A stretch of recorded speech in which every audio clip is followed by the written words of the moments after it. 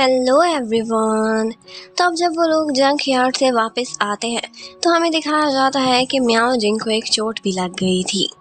चेंजी उसे पट्टी लगाता है और फिर बहुत सैड होकर कहने लगता है कि तुम्हें मुझ पर गुस्सा है, मुझ पर निकालो, लेकिन प्लीज खुद को कभी नुकसान पहुंचाने की कोशिश ना करना। और फिर बस नेक्स्ट ही डे बारिश में भीगने की वजह से चेंजी को बहुत ज़्यादा फीवर भी हो गया था। उसके फ्रेंड बो को पता चलता है तो वो उसके लिए मेडिसिन बनाता है, लेकिन वो था कि मानने को रेडी ही नहीं था। अब वो उसे टीज करता है और कहने लगता है कि कहीं तुम और मियाओ जिंग बारिश में खड़े कोई रोमांटिक लड़ाई वाला सीन तो नहीं बना रहे थे। ये सुनते ही चेंजी एम्बैरस हो जाता है, हकीकत में कुछ ऐसा ही तो हुआ था। हम बो को लगता था कि ये सारा कुछ तूली की वजह से हो रहा है, शायद मियाओ जिंग उसी की वजह से जेलस होगी। तो अब वो ऐसा करता है कि अकेले में मियाओ जिंग को अपने साथ लंच पर लेकर जाता है और बस बहाने बहाने से इधर उधर की बातें करते हुए उसे एक भाषण देने लगता है। और बस उसकी ये सारी फिलॉसफी का मतलब यही था कि तुम और चेंजी बहुत साल लग रहे हो और अब वो तूली के साथ है, तो हो सकता है कि वो तुम्हारे लिए बना ही ना हो। तुम उस पर मूव ऑन करके कहीं आगे चली जाओ, तुम्हारी लाइफ में बहुत अच्छे अच्छे लड़के आएंगे। लेकिन वो बातें घुमा फिरा कर रहा था और ऐसा लग रहा था कि जैसे उसे ऐसा फील होता है कि जैसे मियाओ जिंग तूली की वजह से जेलस है। वो सारी बातें उसकी शांति से सुनती है और इतने में वो हैरान रह जाता है कि जब तूली आती है उसे तो लगता था कि इन दोनों गर्ल्स की आपस में दुश्मनी है, लेकिन वो हाथ में हाथ लिए शॉपिंग करने निकल जाती हैं बेस्टीज की तरह से। और यही बात वो फोन करके चेंजी को बताता है क्योंकि वो तो शॉक्ड रह गया था। अब तूली और मियाओ जिंग दोनों इकट्ठे शॉपिंग के लिए जाते हैं। तूली ने जब रिसर्च कराई थी तो उसे यही पता चला था कि मियाओ जिंग चेंजी की सिस्टर है, लेकिन वो ये नहीं जानती थी कि ये दोनों ब्लड रिलेटेड नहीं है या इनके मन में एक दूसरे के लिए क्या फीलिंग्स रही थी। वो तो बस उसकी होने वाली भाभी का रोल शायद निभाई जा रही थी, वो भी वन साइडेड भाभी, क्योंकि इन दोनों का रिलेशनशिप तो सिर्फ कॉन्ट्रैक्ट की बेस पर था। अब जब ये दोनों इकट्ठे फिर रहे थे तो तूली की गलती की वजह से मियाओ जिंग के कपड़ों पर कुछ गिर जाता है। वो उसे बिठाती है और सॉरी करते हुए साफ कर रही थी कि इतने में तूली की सबऑर्डिनेट्स और उसकी फ्रेंड्स वहां फिर रही थी जो उसके सैलून पर काम करती हैं। उन्हें ऐसा लगता है कि जैसे ये वही लड़की है जो चेंजी के घर में रहती थी, यानी कि वो हमारी तूली को उसके प्यार की वजह से बुली कर रही है। और बस जैसे ही तूली साइड पर होती है वो तो उसे बुली करने खुद ही पहुंच जाती हैं। उधर चेंजी भी इन लोगों को तलाश करते हुए मार्केट में पहुंच गया था।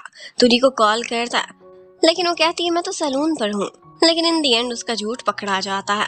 वो इन सारों को सामने खड़े देख लेता है। तूली उन बुली गर्ल्स को वहां से भगाती है और कहती है तुम लोग गलत समझ रहे हो, ये तो चेंजी की सिस्टर है। और बस वो गर्ल्स चेंजी से डरते डरते जल्दी में वहां से भाग जाती हैं। अब चेंजी की तो सिर्फ घूरियां ही काफी थी तूली के लिए, क्योंकि उसने झूठ बोला था और वो पकड़ी गई थी। वो बाद में कहती है कि मैं तो सिर्फ इससे अपोलोजाइज करना चाहती थी, मुझे पता ही नहीं था ये तुम्हारी सिस्टर है, मैंने गलती से इसे बुली कर दिया था। अब चेंजी ऐसा करता है कि घर के बाहर तक पहुंचता है। मियाओ जिंग को उसने ऊपर भेज दिया था, जबकि अकेले में तूली से बात करता है और उससे कहता है कि हम दोनों का रिलेशनशिप कॉन्ट्रैक्ट पर बेस करता है, इसलिए हदें क्रॉस ना करो। तूली को चेंजी के नाम की जरूरत थी क्योंकि वहां पर बहुत से लोग भत्ता लेने के लिए आते थे और उसके सैलून को चलाने के लिए उसे एक स्ट्रॉन्ग नाम चाहिए था, और वहीं बॉयफ्रेंड के नाम पर वो चेंजी को यूज करती थी, जबकि चेंजी के पीछे बहुत सारी लड़कियां दीवानी होकर आती थी। तूली उसकी गर्लफ्रेंड है यही बोलकर वो सारों को खुद से दूर रखता था। इन दोनों का यही म्यूचुअल रिलेशनशिप चल रहा था एक कॉन्ट्रैक्ट की बेस पर। चेंजी कहने लगता है कि तुम मेरी पर्सनल लाइफ और मेरी फैमिली के करीब आ रही हो, इसका मतलब है हमारे कॉन्ट्रैक्ट की वायोलेशंस हो रही हैं। क्या तुम्हें नाटक करते सच में तो मुझसे प्यार नहीं हो गया? अगर ऐसा है तो मुझे कोई और लड़की तलाश करनी पड़ेगी। अब इसके साथ ही हमें मिस्टर जैंग को दिखाते हैं। वो परेशान लग रहे थे। उन्होंने आजकल जो लॉजिस्टिक कंपनी स्टार्ट की हुई थी इसे वो अपना लेजिटिमेट बिजनेस मानते थे, लेकिन शायद शेयर्स में वो कोई गलत काम करते थे या फिर उनके पुराने कोई ट्रैक रिकॉर्ड्स थे। और वो इसलिए आजकल परेशान थे क्योंकि ऑडिटर्स की एक टीम आ रही थी और वो ये नहीं चाहते थे कि मैं पकड़ा जाऊं। और बस इसी काम के लिए उन्हें चेंजी की जरूरत थी। उसने बहुत सालों पहले उनके ट्रैक रिकॉर्ड को सेव करके बचाया था। जब वो उनके लिए काम करता था तो उन्हें किसी चीज की फिक्र की जरूरत नहीं थी और यही ऑफर वो उसके पास दोबारा से लेकर आए थे। लेकिन लास्ट टाइम चेंजी ने उनके बिजनेस पार्टनर के सामने उनकी ये ऑफर एक्सेप्ट नहीं की थी और चुपचाप वहां से निकल गया था।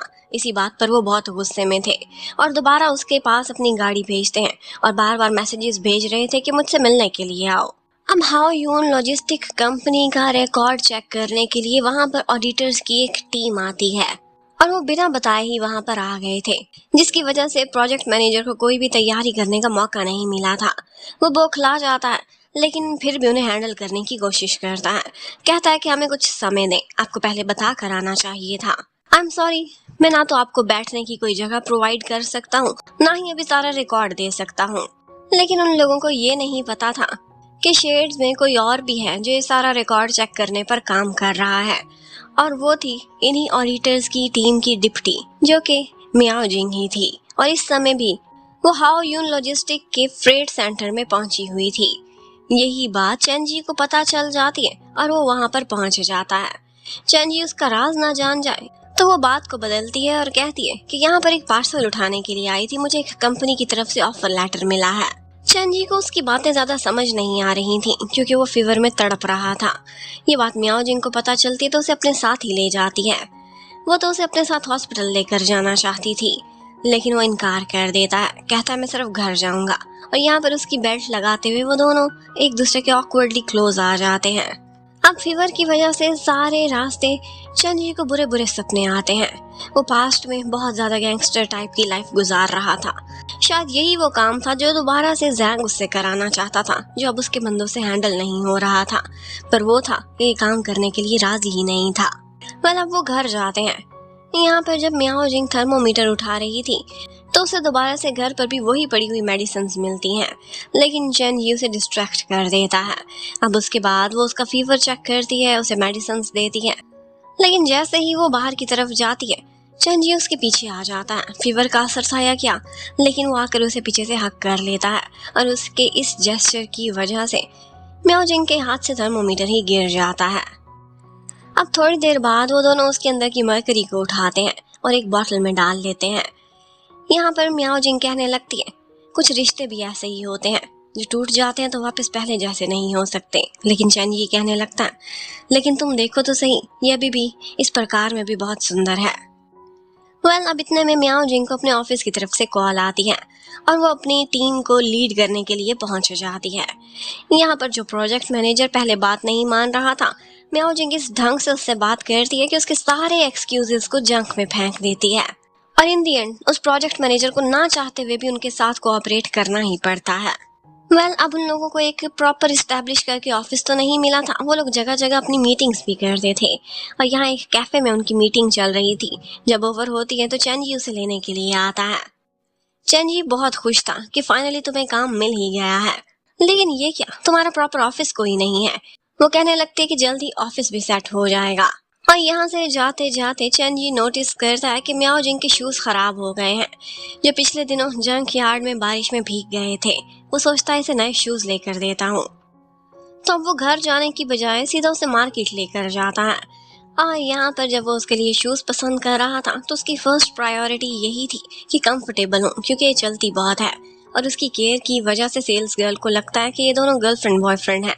तो ऐसा करती है कि चैन ये के शूज से मैचिंग ही लेडीज शूज निकाल कर देती है और कहती है कि आप लोगों का कपल बहुत अच्छा लगेगा अगर आप अपनी गर्लफ्रेंड के लिए ये मैचिंग शूज ले लें। मियाओ जिंग को तो ये सुनकर खुशी होती है और वो तुरंत ही वो शूज ट्राई करने लगती है। पर ये सारी बातें चैन जी को परेशान कर रही थी। वो आता है और उसके लिए एक और शू पसंद कर लेता है। कहता है कि वो उतार दो, तुम्हें फिट नहीं होते। मतलब उसका ये था कि ये रिश्ता हमें फिट नहीं होता। मियाओ जिंग उसकी जोर जबरदस्ती की वजह से दूसरे हील वाले शूज ले तो लेती है, लेकिन उसका मन बस उन्हीं शूज में ही अटका हुआ था जो वो छोड़ के आई थी।